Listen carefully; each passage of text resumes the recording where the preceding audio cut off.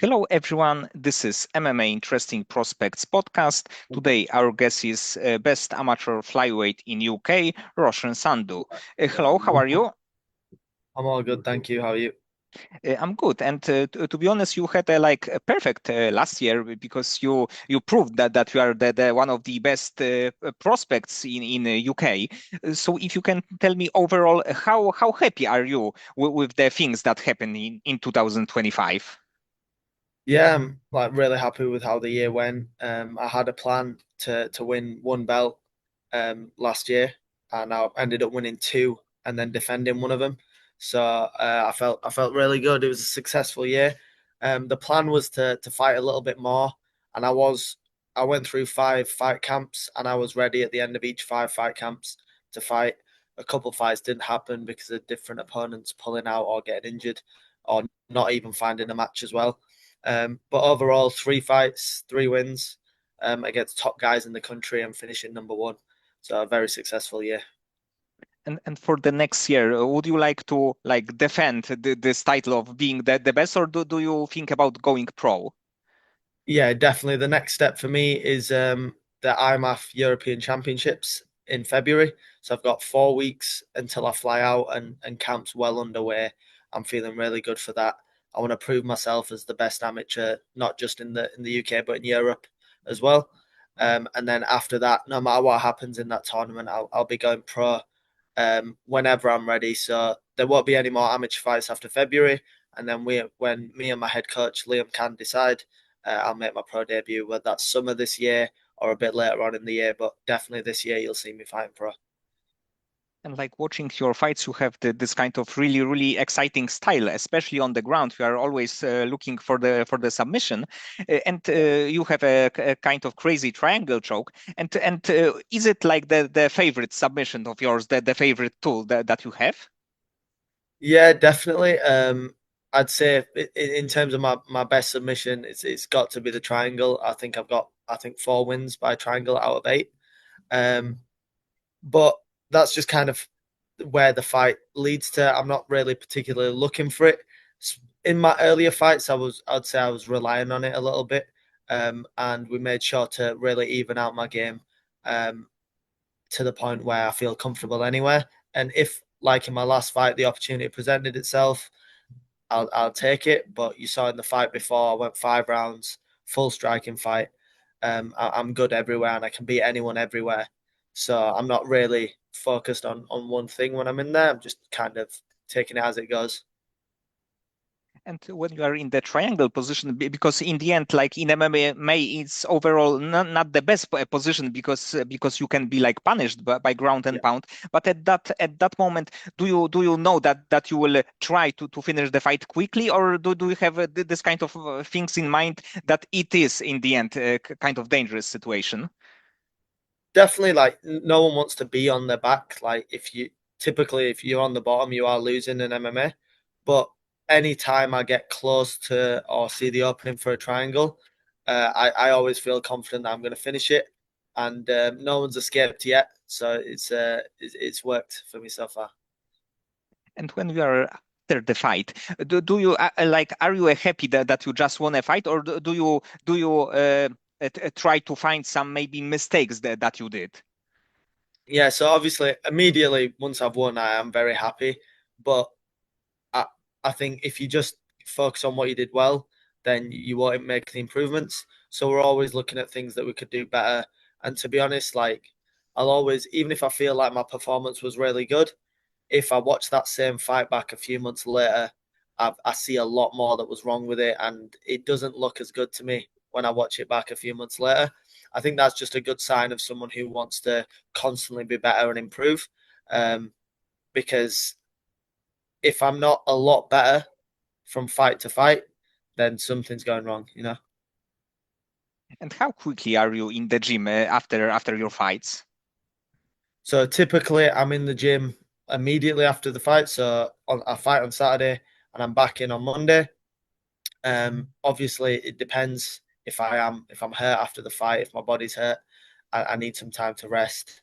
And particularly after this last fight, I fought at the end of October, and I'd kind of been like in and out of fight camps the whole year. and I'd fought 3 times against 3 good guys. And I just let myself have a good few weeks of rest before I came back into the gym. Still coming in and out of the gym and doing little bits, but really dialed down the training. I wasn't like working too hard. Let my body fully reset and then back in. Um, but I do like to get straight back into the gym and keep the ball rolling to keep my momentum going after a fight.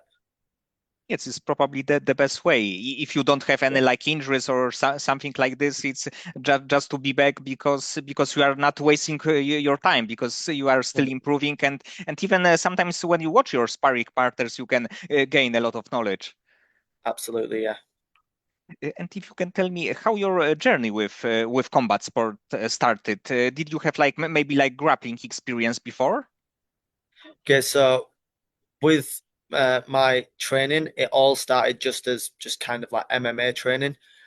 So like some days we do striking, some days focus on the grappling. But I started at an MMA gym when I was just before I turned 17 years old. So just over 4 years, about 4.5 years ago now. Um, I just enjoyed watching fighting. Watching the UFC like back on YouTube and stuff, and playing the video games. And then I just wanted to give it a go. To be honest, I was intrigued. I was interested, and then once I started, I really fell in love with the sport and just started taking it seriously. I spent 2 years at a gym that is now closed down. It was called Leeds Cage, between the ages of around 16 to just after I turned 18. So yeah, like around 2 years. And now I've been at IMA Leeds for the last 2.5 years, and that's when I've really seen my progression just rise. And I've been living more like a true professional fighter.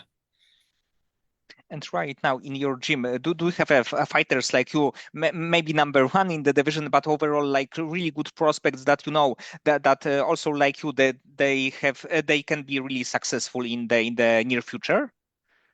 Yeah, absolutely. I mean, we've got such a good team, great coaches. Um, Liam Can's our head coach. He's a second degree black belt. He's been training 16 years.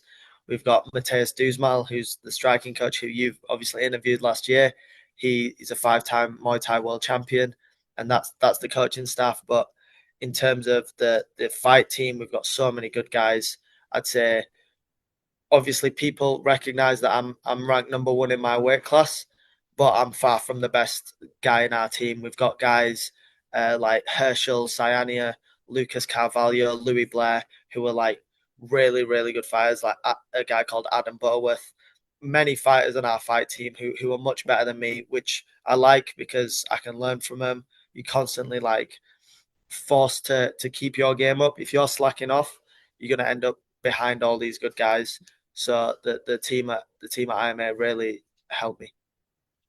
Yes, and probably when you are the best fighter in your gym is good like idea to travel a little bit just to gain some knowledge. And because if you are not the best, you can still like learn from the fighters who are better than you. Yeah, exactly. And you were in Thailand, I believe, right? In Bangtao some time ago. Yeah, I was there from January to April in 2025. And how did you like it? Because a lot of fighters going to actually to Bangtao, and there are a lot of like good opinions about the gyms, about this gym, about the camps then that they are doing there. Yeah, I really enjoyed it. I think the two main differences out there, don't get me wrong, the coaching was great, but I mean the coaching's great here in Leeds too.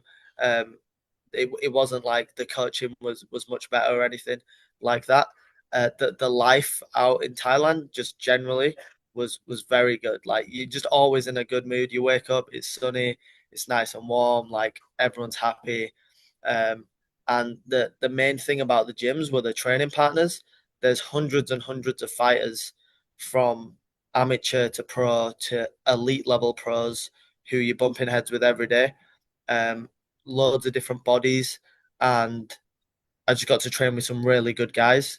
And it definitely gave me a lot of confidence coming back, thinking if I've been training with such high level guys who are like had more than 10 pro fights and they're in good organizations, when I come back to fight an amateur fighter who might maybe had 6 or 7 fights, I'm not gonna have any trouble. And do you have maybe one, maybe few fighters, especially from the UFC, that you are really like to watch? That you know when they are fighting, you have to tune in. Well, to be honest, out of I'd say out of every fighter that I know in terms of my teammates and my friends and stuff, like I probably watch the least fighting. Like I really don't watch much fighting at all. I used to watch loads. And if like let's say if obviously the normal like popular fighters were fighting like John Jones, Conor McGregor, I'd be tuning in to watch. Unless me or my teammates are fighting, I just really don't care. To be honest, I spend like all my time in the gym training, learning about fighting, sparring, preparing for my fights, cornering teammates. The last thing I want to do on Sunday morning at 5 a.m. is be watching UFC. But this is definitely working for you, this Yeah, kind yeah, of it's mindset. working so far. Yeah. So outside of the game, when let's say that there is a Sunday and you have a little bit more free time, do you have anything like hobbies or something like this? To be honest, no. Like whilst I'm, especially whilst I'm like preparing for a fight, my life's like pretty straightforward, pretty boring. Um, but obviously, like not boring to me. It'd be like boring to speak about. It's mainly just that I'm training Monday to Saturday, and then the half of Saturday that I get free, I'll spend time with my family, and then Sunday I do have all day free, but I'll be doing one-to-one sessions so I can earn a bit of money at the gym.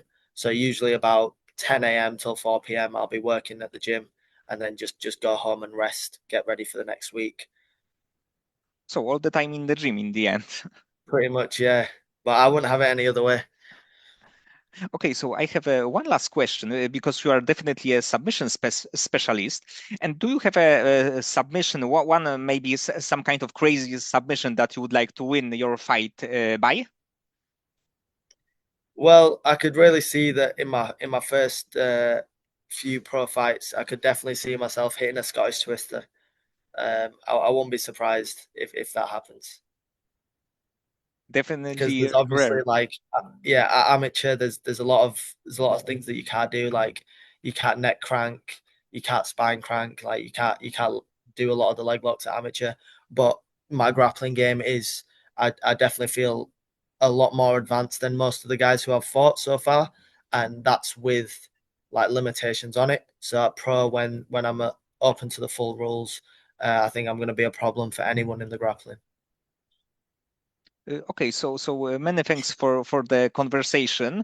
Good luck in your IMMAF tournament and then pro debut. Hopefully, you will win by a twister.